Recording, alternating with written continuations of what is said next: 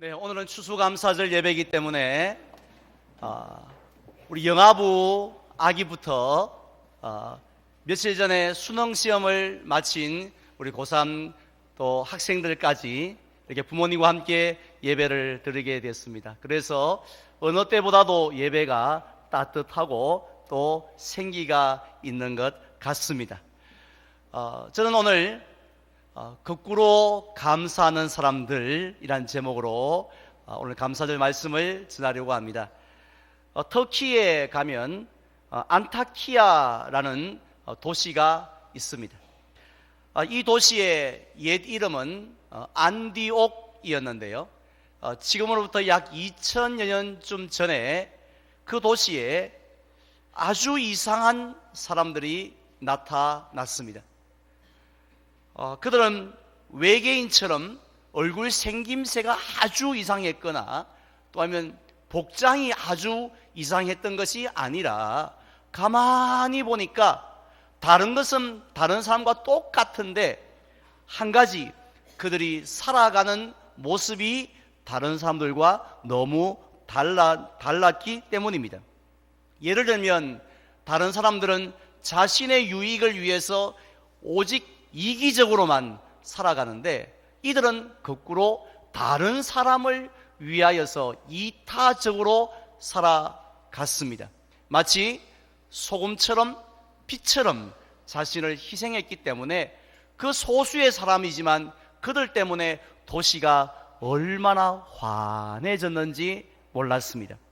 그리고 또 다른 사람들은 보물을 땅에 쌓아두었지만 그들은 거꾸로 하늘에 쌓아두었습니다. 그래서 하나님이 주신 물질을 자신의 뜻을 위해서 쓰는 것이 아니라 하나님의 뜻을 위해서 사용하였습니다.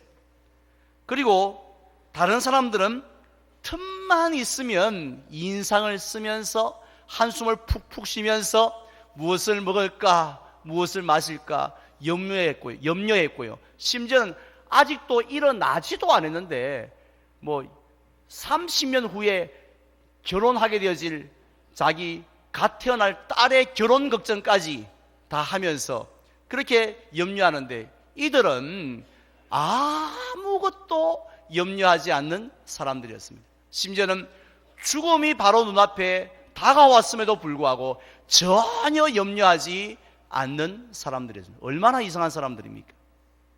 그리고 특별히 또 다른 사람들은 주변에 있는 사람들의 눈 속에 있는 그 조그마한 티를 빼보려고 그렇게 애를 쓰는데 그들은 자기 눈 속에 있는 들보를 먼저 빼려고 했던 사람들이었습니다. 이렇게 너무 이상한 사람들을 보고 그 안디옥에 사는 사람들이 그들을 향하여 뭐라고 불렀는지 아십니까? 한번 따라할까요? 그리스도인. 영어로 크리스찬이라고 최초로 그들을 향하여 부르게 되었습니다. 왜 그들을 바보 집단들, 이상한 사람들 이렇게 5글자로 부르면 될 텐데 어렵게 그리스도인이라고 부른 이유를 우리는 잘 알고 있습니다. 그것은 그들이 살아가는 모습을 보니 예수 그리스도가 이 땅에서 사셨던 모습과 너무 닮았기 때문이었습니다. 우리가 잘 알고 있는 것처럼 예수님께서 이 땅에서 어떻게 사셨습니까? 세상 사람들과 비슷하게 사셨던 것이 아니라 거꾸로 사셨지요. 특별히 우리 같은 죄인을 구원하시기 위해서 하나밖에 없는 생명을 십자가 위에서 내어주기까지 하셨습니다. 우리 믿으시면 아멘 합시다. 그런 예수님과 같은 모습으로 살아갔던 것이었죠. 그런데 흥미로운 사실은요, 지금부터 약 400년 전이었던 1620년 12월 21일에도 미국의 그 플리머스라는 조그마한 시골 마을에도 이상한 사람들이 나타났습니다. 그들은 머나먼 영국에서 이 배를 타고 대서양을 건너온 사람들이었는데요. 아시겠죠? 그 배 이름이 무슨 배였죠? 메이플라워라는 배를 타고 온 사람들입니다. 일반적으로 이 사람들이 위험한 바다를 건너가거나 아니면 아주 험준한 산을 넘는 목적이 있습니다. 목적은 하나죠. 지금보다 더 잘 먹기 위해서 그래야 합니다. 지금보다 더 나아지기 위해서 그러합니다. 제가 미국에서 유학할 때에 오래전에 70년, 80년 대 이민 오셨던 분들을 많이 만나 뵐 수가 있었는데 그들이 이민을 온 목적도 한 가지였습니다. 한국보다 미국이 훨씬 더 살기 좋기 때문에 이 지상과 천국의 중간쯤 된다라고 그렇게 들었기 때문에 그 힘든 미국에 와서 새벽 장사하면서 살았던 것이죠. 다들 그런 마음으로 살아가는데 이상하게도 그들은 거꾸로 지금 그들이 살고 있는 것보다도 훨씬 더 먹고 살기 힘든 땅을 향하여 그 험한 바다를 건너왔기 때문에 사람들이 저 사람들 뭐야 도대체 하고 이상하게 쳐다본 것입니다. 우린 그들을 부를 때에 한문으로 맑을 청자를 써서 청교도라고 부르기도 하고요. 또 영어에서 순수한이라는 단어를 가진 pure를 떠서 퓨리탄이라고도 부르고 있습니다. 그런데 안타깝게도 그렇게 험한 바다를 건너서 도착했지만 도착하자마자 혹독한 추위 그리고 굶주림에 시달려야만 했습니다. 그래서 어른이든 아이든 관계없이 일주일 가운데 3일을 금식하지 않으면 안 되는 상황이었습니다. 게다가 인디안들의 습격이 있었습니다. 괴혈병과 폐렴이 있었습니다. 그래서 매일 2명씩, 매일 3명씩 그들의 목숨을 잃게 되어져 그 다음해인 1621년 봄에 되었을 때 다 몇 명 살았는지 손 들어보세요 하고 다 헤아려 보니까 절반밖에 살아남지를 않았던 것입니다. 하지만 그들은 육지에 내려서 절망하거나 포기하지 않았습니다. 부지런히 그 황무지를 개간하였고요. 여름에는 수고의 땀을 흘렸습니다. 그리고 첫 번째 수수의 계절인 가을을 맞이하게 되었습니다. 풍성한 열매를 거두게 된 것이죠.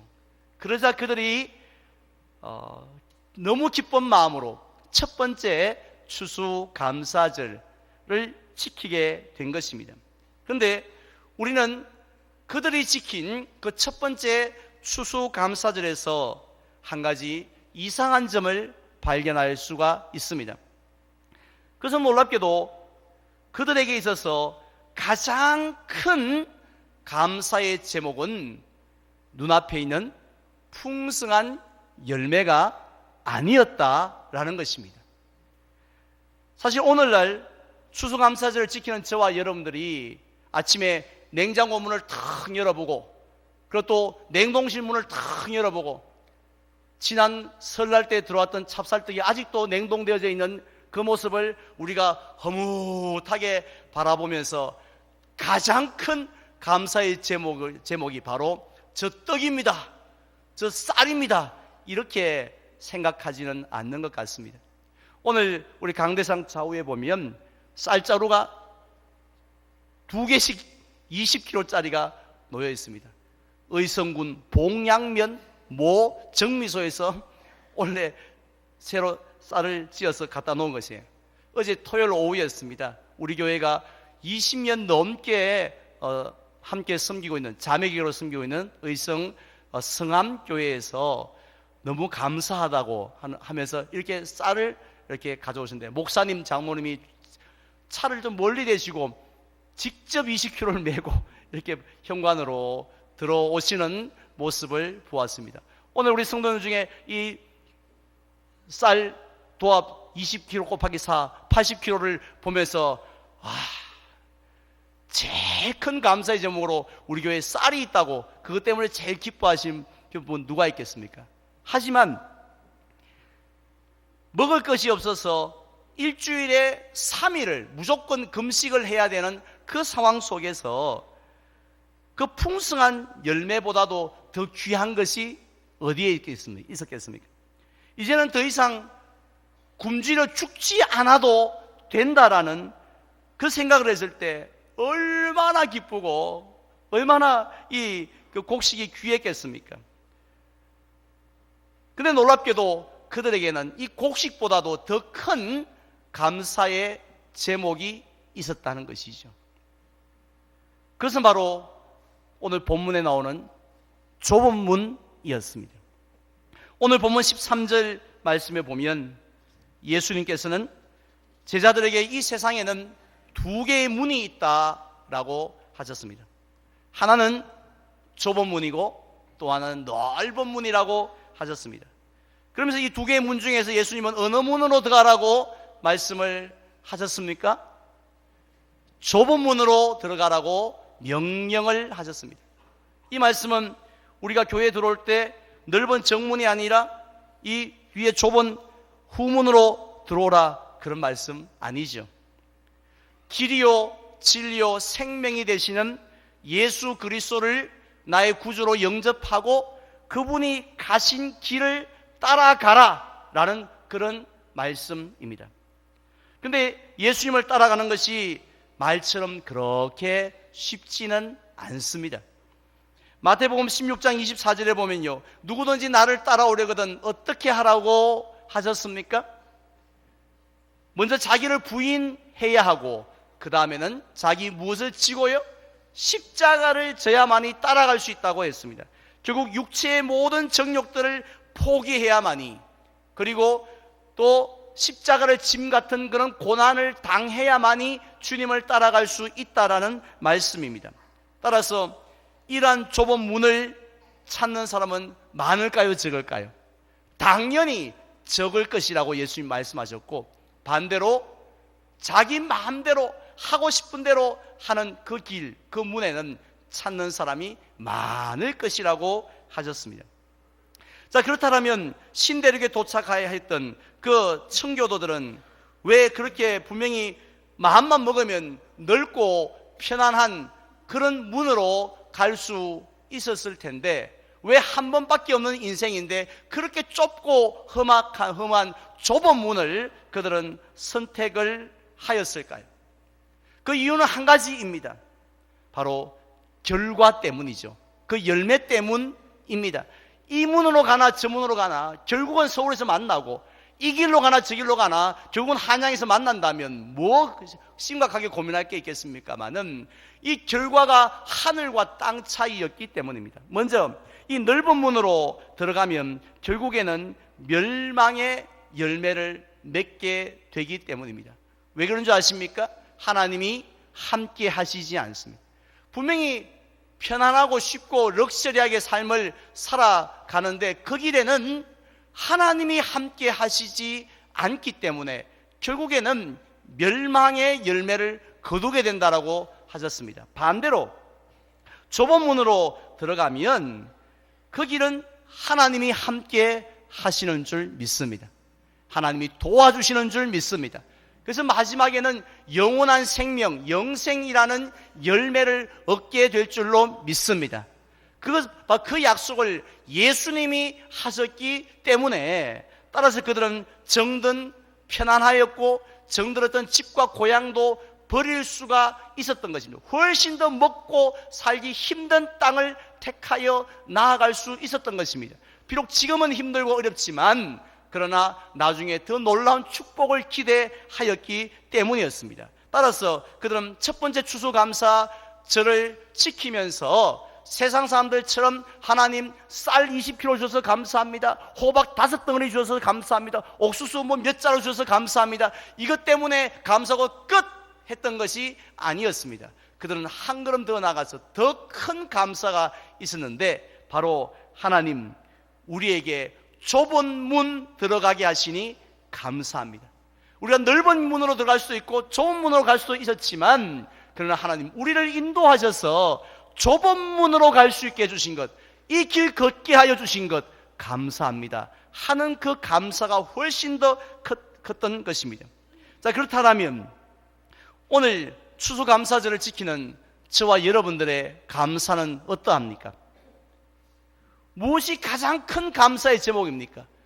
오늘 예배를 추수감사절을 지키면서 오늘 또 특별히 교회를 오시면서 헌금은 얼마 할까 하는 생각을 하셨던 것처럼 그 다음으로는 올 한 해 동안 하나님께서 나에게 주셨던, 우리 가정에 주셨던 감사 중에 제일 큰 감사의 제목이 무엇일까? 뭐 이런 생각들 한 번은 해보고 이 자리에 오셨는 줄 압니다. 무엇입니까? 시간 관계상 그럴 수는 없지만, 자, 지금 옆에 분에게 한번 이야기해 봅시다. 원래 가장 큰 감사의 제목이 무엇인지 우리 장모님끼리 한번 한 가지씩만, 우리 성가들도 한 가지씩 이야기해 보십시오. 이렇게 말한다면 뭐라고 말을 하실 것입니까? 물론 우리들의 눈에 당장 보이는 이런 물질을 주셔서 감사합니다. 나로 하여금 이렇게 건강하게 하심을 감사합니다. 제가 지난주에 어느 한 성도님을 만났는데, 목사님, 저요 원래 한 번도 병원에 입원 안 했어요. 작년에는 정말 병원을 왔다 갔다 했었는데, 들락날락 그랬는데 올해는 한 번도 입원을 안 했습니다. 할렐루야 하고 기뻐하는 것을 봤는데요, 얼마나 기쁜 일입니까? 우리 자녀의 앞길이 열려지고 형통하게 되어진 것 얼마나 기쁜 일입니까?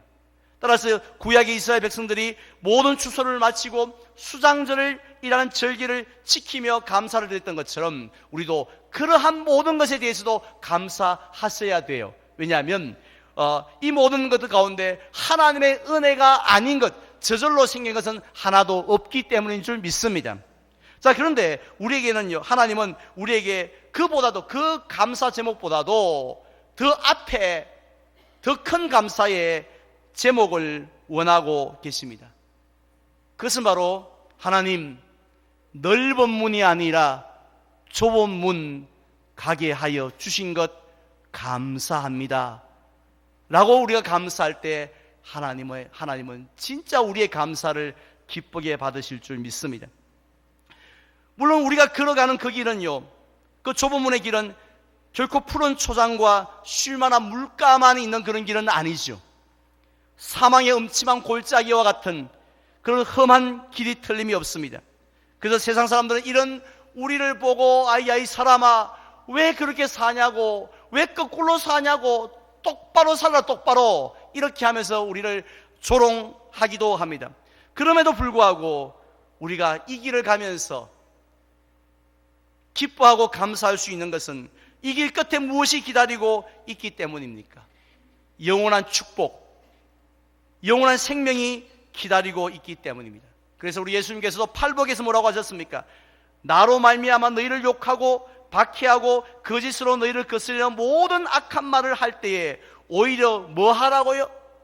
오히려 기뻐하고 즐거워하라고. 오히려 기죽지 말고 오히려 기뻐하고 즐거워하라고 했습니다. 왜냐하면 땅에서는 상급이 없지만 하늘에서 너희의 상이 큼이라 말씀하셨습니다. 우리는 이런 모습을 선지자 하박국에서도 발견할 수 있지 않습니까? 하박국 선지자는 하나님께로부터 충격적인 소식을 들었습니다. 나라가 망한다는 소식이었습니다. 자기가 속한 남유다 왕국이 바벨론에게 망한다는 소식이었습니다. 그럼에도 불구하고 그는 하나님 앞에 어떻게 고백을 하였습니까?